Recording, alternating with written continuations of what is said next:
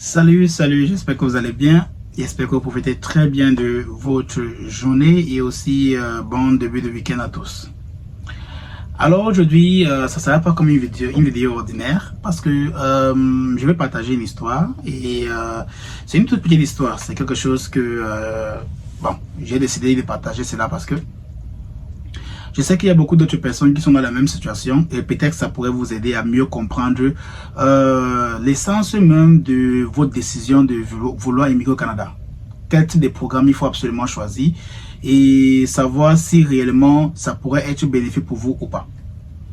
Alors, si vous tombez sur la chaîne, c'est pour la toute première fois. Ici, on parle principalement immigration au Canada. Ici, on partage des informations qui touchent à l'immigration au niveau du Canada.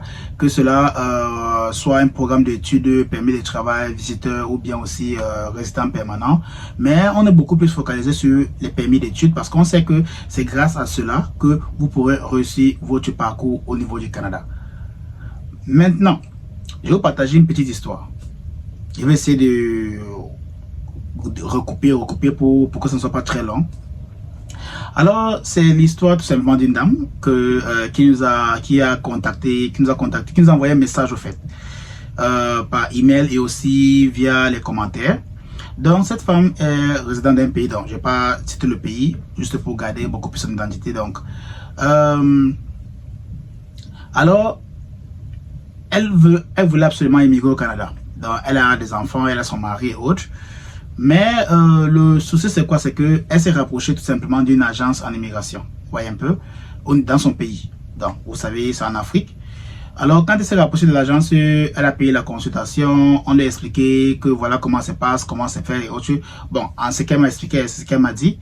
Et donc, on lui a fait comprendre que voilà un programme, il y a un programme qui pourra beaucoup l'intéresser s'il y a des choses par là, mais sans réellement lui donner en détail tout ce qui entoure ce programme-là. On a seulement dit, en fonction de votre profil, parce que vous travaillez déjà, vous avez un salaire, vous êtes affilié à la CNPS par exemple, et c'est des choses. Donc, vous pouvez faire ce programme, il n'y a pas de problème. Donc, sans réellement donner le programme à la fin. Bon, je ne sais pas ce qu'elle dit, bon, c'est ce qu'elle a partagé avec nous. Hein. Alors, ce qui se passe, c'est quoi? C'est qu'elle devait payer une somme de 3 800 000 en francs CFA, bien évidemment. Donc, 3 800 000, donc elle a payé 500 000 seulement. Elle a fait une avance de 500 000 et pour qu'il puisse commencer. Donc, on a dit que pour qu'on puisse commencer au dossier, à verser 500 000 et consorts. Elle a versé 500 000 d'abord. Et puis, à partir de là, maintenant, ça a pris 3 semaines. Bon, bref, elle n'a pas eu de retour. Quand elle contactait, on faisait comprendre simplement que oui, en tant que travailler sur son cas, pour le moment, elle doit vraiment être patiente. Donc, voilà, c'est que j'ai constaté qu'ils ont toujours pour habitude de faire, c'est vous dire, ça va prendre très long, donc soyez patiente. Déjà que même ça prend un mois, vous savez que oui, ils vous ont dit que ça va prendre du temps. Vous voyez un peu. Donc, c'est juste pour calmer un peu votre esprit là, vous calmer vos nerfs. Donc, 3 semaines sont écoulées et puis elle n'a toujours pas eu de nouvelles. Quand elle appelait, on disait que soyez tranquille, ça va bien se passer. On est votre dossier dans les bonnes mains. Donc, comme Dieu sait comment il fait ces choses, elle sillonnait un peu sur YouTube, sur des choses, et puis elle est tombée sur l'une de nos vidéos.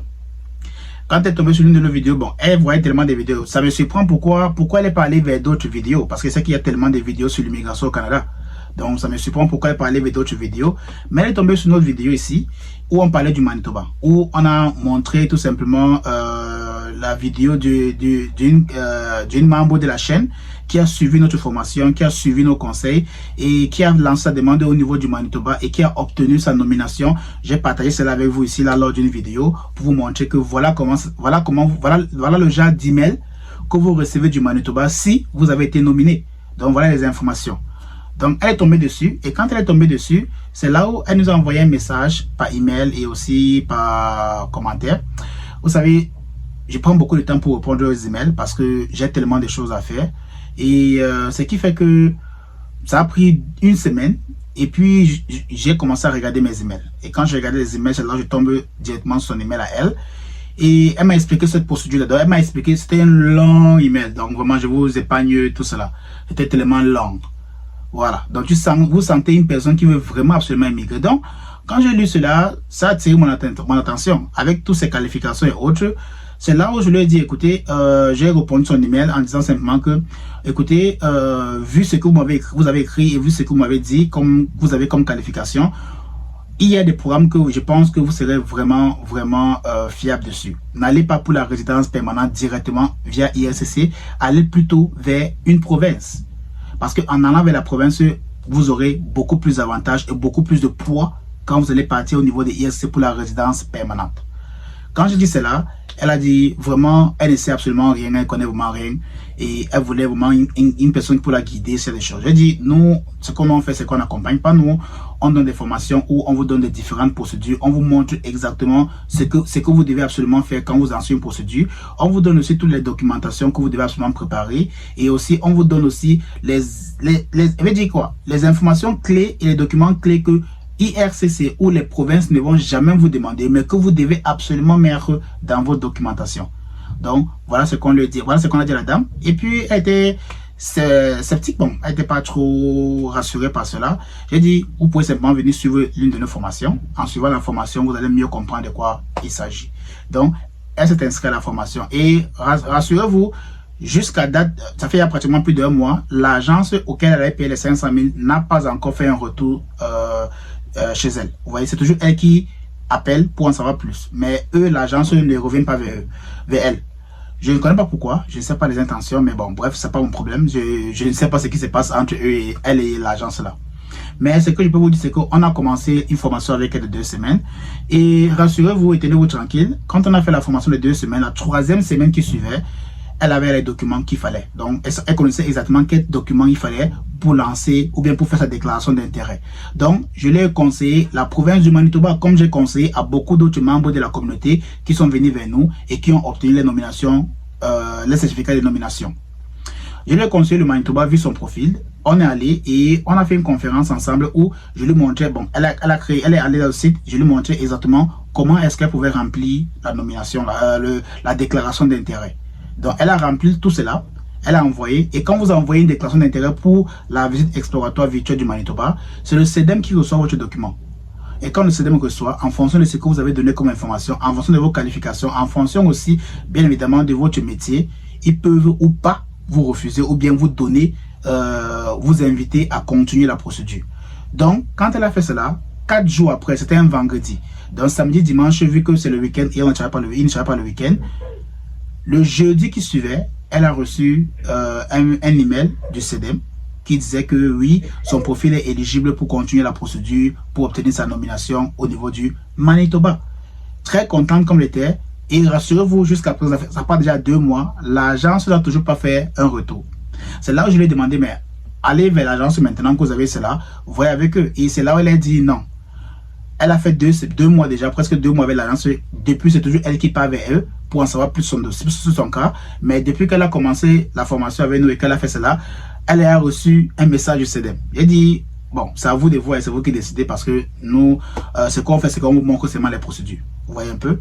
Et c'est à ce moment-là qu'elle a dit, mieux on continue avec vous. Mieux je continue la formation avec vous. Mieux vous me dites ce qu'il y a lieu de faire et moi je veux simplement suivre cela. Et donc c'est comme ça que c'est lancé, c'est comme ça que c'est parti. Et rassurez-vous, quand vous recevez une nomination, une invitation du CEDEM, la prochaine étape, ça sera d'assister à certaines conférences où ils vont vous donner les dates, les heures et aussi les liens qu'il faut absolument aller visiter, les conférences que vous devez assister, sur des choses. Et à la fin de la conférence, ils vont vous dire maintenant de faire un rapport sur le Manitoba. Donc, vous serez obligé de faire quoi? Un rapport sur le Manitoba pour être sûr que vous connaissez exactement dans quelle province vous allez mettre les pieds, dans quelle province vous allez vivre permanemment. Donc, c'est ce rapport-là maintenant qui prend du temps. Donc, il vous donne toujours entre 3 mois pour terminer le rapport et envoyer cela. Le plus tôt vous terminez, le plus tôt votre procédure va avancer tout simplement. Donc, c'est comme ça donc après 2 mois, après 1 mois et autres, elle a commencé son rapport. Et la chance qui est, c'est que, vu qu'on a déjà eu affaire pour certains membres de la communauté, le rapport là, vous savez, chaque année ça change parce qu'il y a beaucoup de services qui changent aussi. Et donc, c'est toujours important de aller vers les rapports et de modifier au cas où. Donc, vu qu'on avait déjà un rapport, donc c'est là où on a dit à la dame, ok, on a déjà un rapport d'une candidate qui était un membre de la communauté qui avait fait sa part. Donc, vous voyez ceci, prenez le rapport-ci. Maintenant, allez sur le site du Manitoba avec les liens que le CEDEM vous a donnés. Vérifiez tout simplement. Vérifiez si dans le rapport là, les informations sont toujours les mêmes ou bien si ça a modifié, vous devez absolument modifier cela aussi. Et avec ce que vous avez appris lors des conférences, vous devez aussi ajouter cela à vos propres mots. Donc, vous devez en fait faire un rapport qui explique votre compréhension du Manitoba. Donc, Ça a pris pratiquement 2 semaines à la dame. Elle a fait cela pendant 2 semaines, s'est concentrée dessus. Et bon, nous, elle est revenue vers nous, on a vérifié cela, on a vérifié le rapport avec elle, on a fait un rapport. Ça a pris pratiquement 1 semaine à 2 semaines, je pense bien, ça fait 2 semaines, donc 1 mois pour terminer le rapport en général. Donc elle a terminé son rapport et puis ça fait à 2, elle a envoyé maintenant cela au CEDEM. C'est le CEDEM maintenant qui va regarder et qui va confirmer si c'est bon ou c'est pas bon. Si c'est pas bon, ils vont vous dire qu'est-ce qu'il faut ajouter, qu'est-ce qu'il faut modifier. Ou bien si c'est pas le, si c'est le cas, si c'est OK, ils vont seulement envoyer votre rapport au niveau de l'agent d'immigration au Manitoba. Donc quand elle a envoyé le rapport, tout est OK.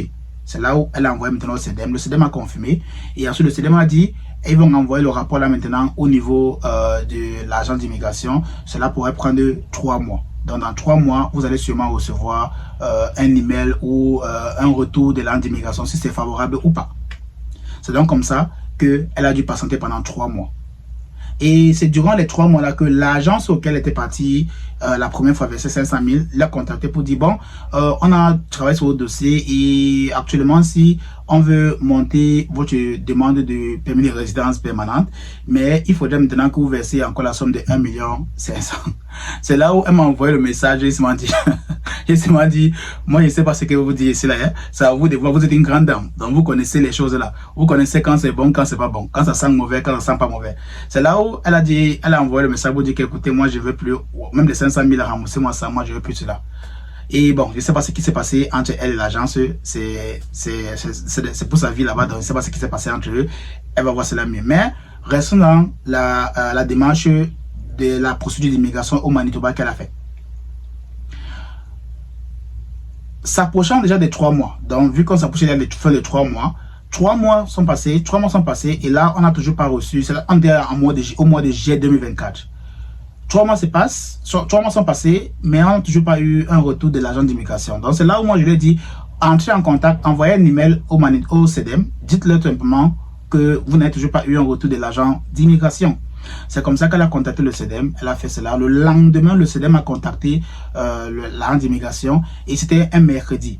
Le vendredi qui suivait, elle reçoit un email de l'agent d'immigration du Manitoba pour l'inviter maintenant à faire sa demande officielle au Manitoba pour recevoir sa nomination provinciale. C'était super. Elle était tellement excitée, tellement en joie que vraiment, je ne sais pas comment elle dit, quand on parlait au téléphone, ça criait seulement dans les oreilles. Mais il a seulement dit, écoutez, c'est pas la fin, ça c'est un début. Donc c'est juste le début. C'est maintenant que ta procédure commence. C'est maintenant que sa procédure commençait. Donc dès qu'elle a eu l'invitation de l'agent d'immigration, c'est là où elle devait maintenant aller sur le site du gouvernement du Canada, le gouvernement du Manitoba, pour faire la demande officielle là-bas. Et donc, vu qu'elle avait tous les documents qu'il fallait, et vu aussi qu'elle avait préparé tous les documents, comme on l'avait dit dans la formation, et donc elle savait exactement ce qu'elle devait mettre dans les documents là, elle savait exactement quels documents il fallait regrouper. Donc, elle a tout fait cela en avance. Et donc, quoi, pour faire la demande là, ça prend quoi? Ça prend 1 heure maximum. Maximum 1 heure, tu as terminé. Donc, elle a fait tout cela en pratiquement 1 heure. Bien évidemment, on était là, on guidait aussi. Donc, dès qu'elle a fait sa demande là, au Manitoba, c'est bon. C'est tout là-bas. Elle a fini et puis elle a envoyé. Et c'est comme ça que les choses sont passées. Elle a patienté maintenant. Et on a dit maintenant qu'ok, à partir de là, quand vous allez faire la demande, ça va prendre 6 mois avant qu'il vous réponde si c'est favorable ou si c'est pas favorable. Donc, elle a envoyé cela, c'était le 30 août qu'elle a envoyé ça. Et donc, elle devait attendre de septembre jusqu'au mois de février 2025. Et comme je vous dis là, il fallait juste être patient. Et c'est en février, le 20 février, qu'elle reçoit un email, tout simplement, qui dit que oui, bravo, voilà votre nomination, voilà, vous avez été nominé et on a envoyé le document, le certificat de nomination. Donc, avec ce certificat-là, c'est maintenant avec ce certificat-là qu'elle pourra maintenant aller faire sa résidence permanente. Maintenant, la question, c'est de savoir aussi, est-ce que si elle restait avec l'agence-là, jusqu'à présent, est-ce qu'elle allait recevoir un retour comme tel, un retour pareil? Je ne sais pas trop. Je ne suis pas là, je ne suis pas une devin pour savoir ce qui va se passer. Mais je pense qu'elle a fait le choix là de vraiment prendre les choses en main, de vraiment se lancer, de vraiment faire tout pour avoir l'information. Donc, durant toute la procédure, elle s'est éduquée. Elle s'est lancée d'elle-même. Elle a appris beaucoup de choses sur l'immigration, principalement au niveau du Manitoba. Et maintenant, si vous entrez en contact avec elle pour demander exactement qu'est-ce qu'elle a appris de ça, elle vous dit, écoutez, elle est prête à vous montrer maintenant comment la procédure se passe. avec toute la confiance là. Donc, en recevant la nomination, c'est le certificat de nomination, elle est maintenant partie faire sa demande de résidence permanente. Et là où elle a toujours demandé quoi? Elle a toujours demandé notre guide. Elle veut toujours qu'on l'assiste, on la guide dans les différents étapes pour faire sa demande de résidence permanente. Et c'est là où mon intervention vient, ici, pour vous expliquer ceci. Il y a deux façons d'immigrer avec la résidence permanente. Soit vous venez avec un certificat de nomination comme elle, soit vous êtes invité par IRCC directement de faire une demande de résidence permanente. Mais ce qui pèse le plus, laissez-moi vous dire cela, ce qui pèse le plus, c'est quand vous avez une nomination provinciale ou bien un certificat de nomination d'une province. Désolé que la vidéo soit longue, mais il faut absolument que vous compreniez la différence là. Ceux qui ont un certificat de nomination provinciale, leur dossier pèse plus. Ça veut dire qu'ils ont pratiquement 90% ou bien sinon 99,9% de chances d'obtenir leur RP que ceux-là qui ont obtenu l'invitation de IRCC. Pourquoi? Parce que la rigueur que IRCC va mettre sur leur dossier sera différent de la rigueur qu'ils pourront mettre sur les dossiers de ceux qui ont déjà eu un certificat de nomination. Je vous explique pour que vous compreniez rapidement. Quand vous faites une procédure de nomination provinciale, par exemple, et que vous passez via une province, la province contrôle toute la documentation. Et maintenant, vous devez savoir aussi que la province là a un quota. Donc, IRCC donne à chaque province un quota, un nombre d'immigrants que la province peut donner la nomination. Et ainsi, maintenant, cette personne-là pourront obtenir la résidence permanente. Ça veut dire, si par exemple, au Manitoba, je prends un exemple, on a donné 3000 personnes sur un an. Donc, ça veut dire que le Manitoba doit fournir 3000 certificats de nomination provinciale. Dès qu'ils atteignent les 3000 là, ils doivent stopper. Maintenant, les 3000 là font la demande de résidence permanente et c'est en fonction des quotas de Manitoba que le IRCC valide et les candidats ou bien les immigrants pourront juste aller au Manitoba pour vivre, tout simplement. Vous voyez un peu. Donc, les provinces ont des quotas. Donc, ce qui fait que quand tu reçois un certificat de nomination et que tu fais ta demande de RP, directement de résidence permanente, le gouvernement du Canada ou bien IRCC connaît très bien que toi, tu viens de telle province. Et donc, ils savent que la province-là a un quota. Et donc, dès que tu fais partie de ce quota-là, tu as plus de chances d'obtenir ta RP. Mais, il y a toujours un mais à tout. Vu que la province du Manitoba a déjà contrôlé tous tes dossiers et qu'ils trouvent valide que tes dossiers sont OK, ils te donnent la certification. Maintenant, ils communiquent toutes tes informations que tu as fournies là au départ à IRCC pour dire le candidat ou la candidate-ci va venir faire la demande de RP. Voilà toutes ces informations pour référence. Donc, quand tu fais ta demande de RP, IRCC prend tes informations que tu as fournies pour ta demande de RP là et ils font la comparaison avec ce que tu as fourni au niveau du Manitoba. S'il y a ne serait-ce qu'un manque de I, de Y, de Z, ils vont appeler cela mauvaise représentation. Ça veut dire qu'il y a des informations qui ne sont pas cohérentes à l'intérieur. Donc, ce que tu as dit au Manitoba et ce que tu dis à IRCC, c'est totalement différent. Et donc, automatiquement, tu vas voir ta RP être refusée ou bien peut-être même pour fraude, ce genre de choses. Donc, c'est très important que dès que tu as ton certificat de nomination, les mêmes documents et mêmes informations que tu as fournies à la province, ça doit être les mêmes informations que tu fournis à IRCC. Dès que IRCC voit que c'est les mêmes informations, les mêmes documents, automatiquement, ils n'ont plus rien à vérifier. Ils n'ont plus rien à cross-checker. Donc, c'est là où votre procédure pourrait être accélérée. La seule différence, parce que je vous disais que IRCC, si vous invite d'eux-mêmes, il y aura une rigueur pas terrible. Donc, ça sera terrible même là-bas. Pour moindre faute, ils pourront rejeter votre demande. Mais quand tu viens d'une province, la rigueur n'est pas trop là parce que la province a déjà vérifié tous vos documents. Mais la seule différence qu'il y a entre un candidat qui vient d'une province et un candidat qui a été invité par IRCC directement, c'est le fait que la procédure de délai de traitement, dans les délais de traitement, pour ceux qui viennent des provinces ou bien qui ont été nominés par la province, prend plus de temps. À date d'aujourd'hui, ça prend 21 mois. Si tu as été invité par une province de faire ta demande de RP, ça prend 21 mois maximum pour que IRCC traite ta demande. Mais pour ceux qui ont été invités directement par IRCC, ça prend 7 mois. Donc voilà la seule différence majeure qu'il y a. Mais à part ça, réellement, moi, si vous me demandez, je vais toujours vous dire, si vous avez la possibilité d'être invité ou bien nominé par une province, passez par la province là et ensuite maintenant allez faire votre RP. Là, c'était juste un conseil et aussi vous partagez l'histoire de cette dame-là qui est très contente. Aujourd'hui, à date d'aujourd'hui, fin mars, elle a fait sa demande de RP. Donc, tout ce qu'elle fait maintenant, c'est juste de patienter et pour attendre le retour de IRCC. Sinon, vous aussi, évitez d'aller vers certaines agences malveillantes. Je ne sais pas si l'agence était malveillante, mais ce que je peux vous dire simplement, c'est éviter d'être contenu. Vous aussi, vous pouvez être mieux éduqué sur l'immigration au Canada. Il suffit de suivre une bonne formation. Il suffit de connaître exactement les différentes procédures d'immigration pour éviter n'importe quel type d'arnaque. Encore, désolé que la vidéo c'est très longue, mais pour ceux qui sont très intéressés pour la formation qui commence en avril aussi, vous pouvez toujours vous inscrire, vous pouvez toujours nous rejoindre tout simplement. L'adresse email est dans la description, hein? C'est juste en bas dans la description là. Et n'oubliez pas, les meilleurs conseils sont toujours des avocats en immigration et les consultants en immigration certifiés.